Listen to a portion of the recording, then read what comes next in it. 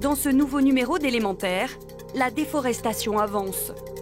Au Pérou, à coups de mercure, les mineurs font table rase de l'Amazonie. Aujourd'hui, la communauté est contaminée par le mercure, jusqu'à ma propre famille, et même moi. Comment lutter contre la déforestation? Pourquoi pas en faisant des arbres des êtres émouvants? On les croit immobiles, mais les arbres sont de si grands voyageurs qu'ils traversent même les océans. Les arbres sont aussi vivants que nous. Le problème avec le végétal, c'est qu'on n'a pas d'attachement. Aujourd'hui, la technologie vient au secours des immobiles. Bienvenue dans un monde virtuel où chacun coupe un arbre. Je viens de tuer tout l'écosystème qui entourait cet arbre.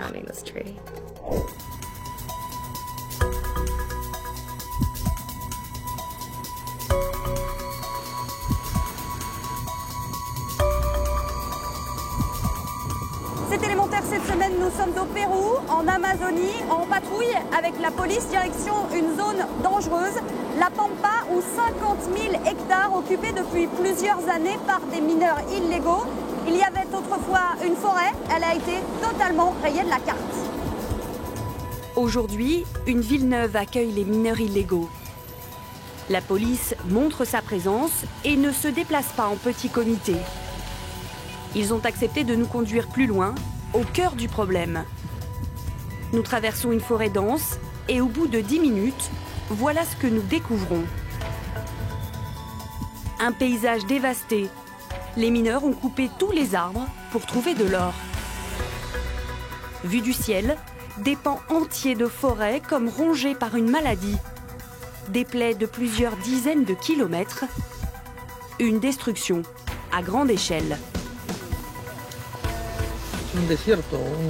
C'est un désert, une plage. Vous pouvez voir ces énormes trous d'où ils extraient l'or.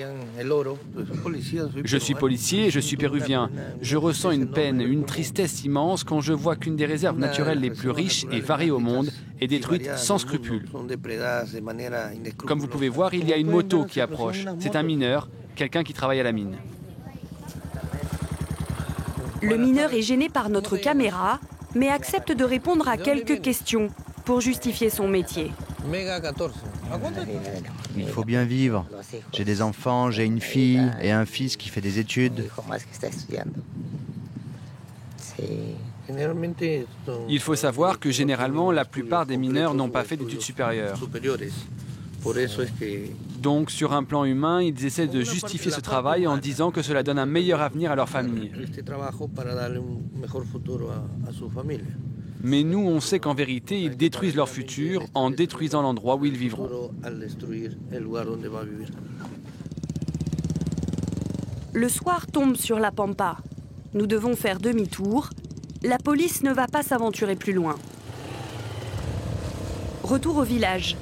La ruée vers l'or a créé ici une économie. Notre caméra se fait discrète. Trafic, drogue, violence et prostitution. Voici l'autre visage des mines péruviennes. Alors le gouvernement frappe un grand coup. Depuis 2 ans, la police et l'armée multiplient les raids dans la jungle amazonienne. À grands coups de dynamite, les machines sont détruites, le carburant saisi. L'extraction d'or sans permis est un crime dans le pays depuis 2012 seulement. Alors les mineurs fuient la répression. Il ne resterait à la Pampa que 4 à 5 000 d'entre eux sur les 40 000 avant les interventions armées. Ceux qui restent s'enfoncent plus loin dans la jungle, le plus loin possible de la police. Oscar travaille pour le gouvernement péruvien. Avec lui, nous parvenons à approcher quelques mineurs. Ici, vous pouvez voir une mine de petite taille. C'est tellement petit que c'est difficile de les poursuivre. Nous filmons à la sauvette. Les mineurs nous prennent pour des touristes. Car pour extraire l'or du fond du fleuve, ils utilisent du mercure, une technique ancienne et interdite. Le métal sert à amalgamer les particules d'or. Il est chauffé puis évaporé. Les premières victimes, ce sont eux, les mineurs, qui respirent les vapeurs. Le mercure contamine ensuite les sols, l'atmosphère, le fleuve et ses poissons. Un business dangereux qui met l'écosystème à rude épreuve, mais fait vivre toute une région.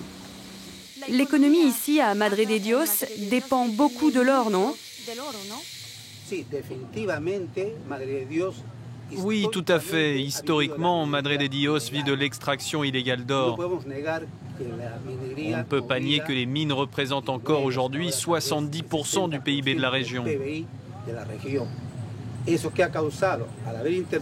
À cause des interventions de la police, il y a moins de mines illégales. Mais du coup, que s'est-il passé? Il y a une forte récession à Madre de Dios. Alors, sachant cela, le gouvernement a préparé un projet pour développer la croissance de la région et d'autres activités économiques.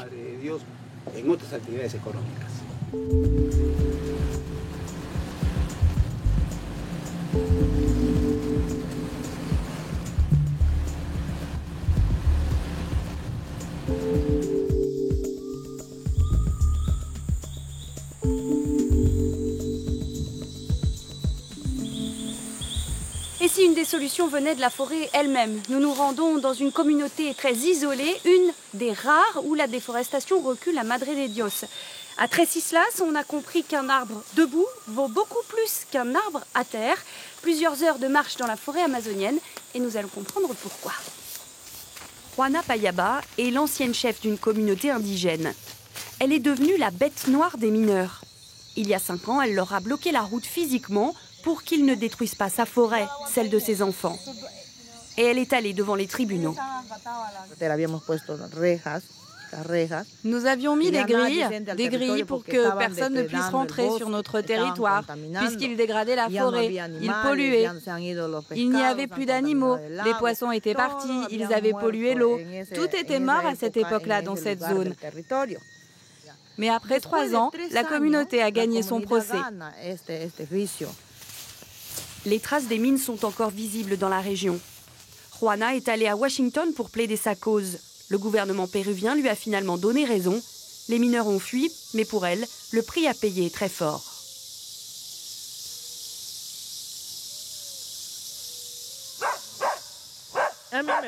Ça me fait de la peine, car nous sommes seulement de passage.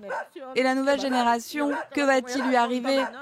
Et aujourd'hui, la communauté est contaminée par le mercure, jusqu'à ma propre famille. Et même moi, qu'est-ce que j'en sais? Peut-être je suis contaminée, mais je n'ai pas fait d'analyse de sang. Mais la famille, la communauté, elle est contaminée par le mercure.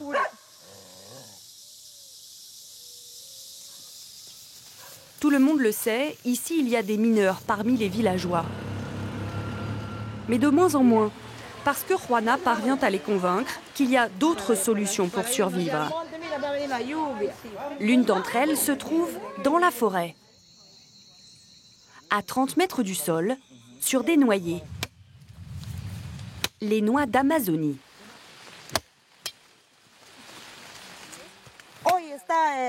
Actuellement, elles ont récemment commencé à tomber. La noix est bien fraîche.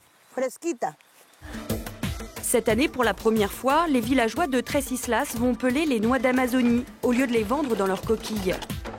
Voici leur usine flambant neuve, où ils ouvrent les coques. Une technique qui leur permet de les vendre beaucoup plus cher, 20% de plus. Les noix représentent un tiers de leurs revenus, mais la moitié vient encore du commerce légal du bois. À quelques centaines de mètres de là, un autre projet apprend aux hommes à transformer le bois pour faire des meubles et les vendre donc plus cher. Des initiatives qui incitent les habitants à abandonner les activités illégales, une stratégie payante si l'on en croit les ONG. Nous avons des signes qui viennent de la communauté qu'eux aussi veulent changer. Nous voyons plus de gens investis dans ces activités de production. Nous voyons des changements significatifs, de bons changements intéressants au sein même de la communauté. La déforestation augmente moins vite ces dernières années. Et l'aide pour les forêts pourrait aussi venir de l'extérieur, des étrangers. Dans la jungle, les écologes se multiplient. Le tourisme dans la région est en plein boom, plus 14% en 10 ans. Javier travaille avec les lodges. Son ONG les forme pour obtenir la certification tourisme durable. On explique aux clients qu'ils vont avoir de l'eau chaude uniquement s'il y a du soleil. Mais quand il n'y a pas de soleil, on n'a pas d'eau chaude. Les touristes sont prêts à payer très cher pour découvrir la forêt amazonienne. Il faut donc la garder la plus intacte possible. L'attraction ici pour les touristes, c'est les forêts. Et par conséquent, un des objectifs pour ce secteur, c'est précisément de conserver les forêts. Donc nous pensons qu'au niveau de la région de Madre de Dios, plus il y aura de zones dédiées au tourisme, plus les forêts se maintiendront et moins elles seront détruites. Et si la solution était de marquer les consciences? De créer un attachement aux arbres, comme à certains animaux menacés. Il était une forêt, un documentaire réalisé en partie au Pérou, démontre leur génie.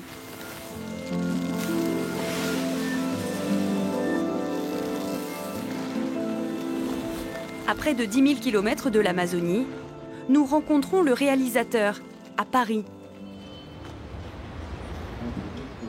Luc Jacquet, oscarisé pour La Marche de l'Empereur, pour lui, la prise de conscience doit passer par l'émotion. C'est un défi, quand vous faites un film de cinéma, que de raconter la vie des immobiles. Mon étonnement, ça a été d'abord de rentrer dans ce monde du génie végétal. Et je me suis dit, mais effectivement, si on part de cet étonnement et si on part de cette émotion-là, peut-être qu'on va mettre en place un processus vertueux. Le problème avec le végétal, c'est qu'on n'a pas d'attachement. On les croit immobiles, mais les arbres sont de si grands voyageurs qu'ils traversent même les océans. On les croit silencieux, mais ce sont de si grands séducteurs qu'ils sont même capables de charmer les nuages. C'est vrai que quand vous rentrez dans le monde des arbres, vous vous apercevez que le rapport qu'ils ont au temps, le rapport à l'immobilité, c'est tout aussi sophistiqué et ingénieux que ce que nous, on peut vivre en nous déplaçant d'un point à un autre. Et je crois que là, il y a une source d'émerveillement, de découverte, d'émotion, mais aussi de changement de logiciel. C'est-à-dire qu'on a tendance à autoproclamer notre manière de vivre. Les arbres sont aussi vivants que nous, sauf qu'ils le sont différemment, et ça, moi, ça n'arrête pas de m'étonner, quoi. Alors les scientifiques travaillent sur ce sentiment. Université de Stanford en Californie.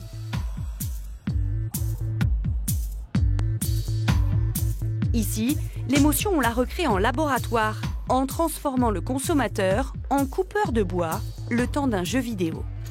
En mettant ce casque, je suis sur le point de quitter l'université de Stanford pour entrer dans une forêt virtuelle en 3D, une forêt de pins. On va me donner une tronçonneuse et ma mission, abattre un arbre. C'est parti. L'expérience est très réaliste.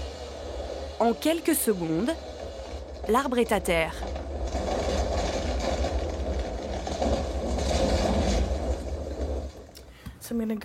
Je vais placer ce casque sur vous et l'ajuster.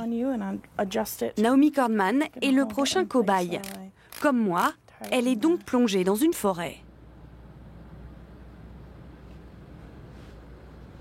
Je vois des arbres éparpillés et une vallée. J'entends le vent souffler. J'ai l'impression d'entendre des oiseaux et un ruisseau. L'expérience va récolter les sensations et donc les émotions de Naomi. Tous les bruits que j'entendais tout à l'heure quand l'arbre était debout ont disparu. C'est le silence complet. C'est vraiment choquant de penser que je viens de couper cet arbre. Je le vois ici et je vois que je viens de tuer tout l'écosystème qui entourait cet arbre. Le vrai résultat, les chercheurs l'ont mesuré au changement de comportement des cobayes. À l'étude, leur consommation de papier lors d'une petite expérience. Je vais vous demander de répondre à une enquête sur ce que vous avez vécu aujourd'hui. On trompe un peu nos candidats. La personne qui mène l'étude fait tomber accidentellement un verre d'eau devant le participant. Nous mettons des sopalins à côté de lui et nous notons la quantité de papier qu'il utilise pour éponger. Résultat, les candidats utiliseraient 20% de papier en moins. Alors la solution viendrait peut-être du consommateur de bois, une solution plus globale. Retour au Pérou.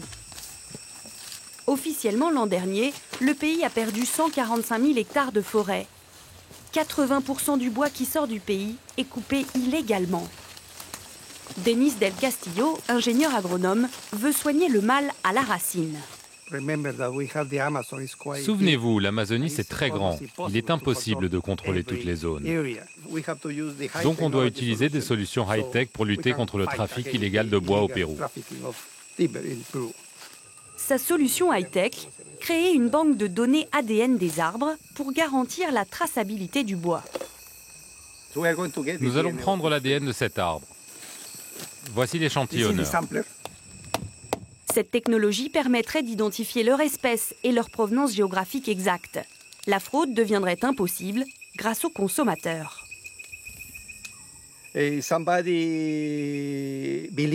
lorsque du bois entre en France ou en Europe, on a un doute sur sa légalité, c'est facile de savoir. Prenez l'ADN de ce meuble, de l'arbre, et ensuite demandez d'où vient ce bois. Nous, ici au Pérou, nous avons la banque ADN et nous comparons pour connaître la vérité. Si cela correspond complètement, ça veut dire que c'est légal. Si cela ne correspond pas, c'est illégal. Il faudra au moins 3 ans à Denis pour créer sa banque ADN. En septembre dernier à l'ONU, les pays ont fait une promesse. 0 déforestation d'ici 2030. Elle pèse pour 20% des émissions de CO2 dans le monde. Cela reviendrait à supprimer totalement la circulation automobile de la planète.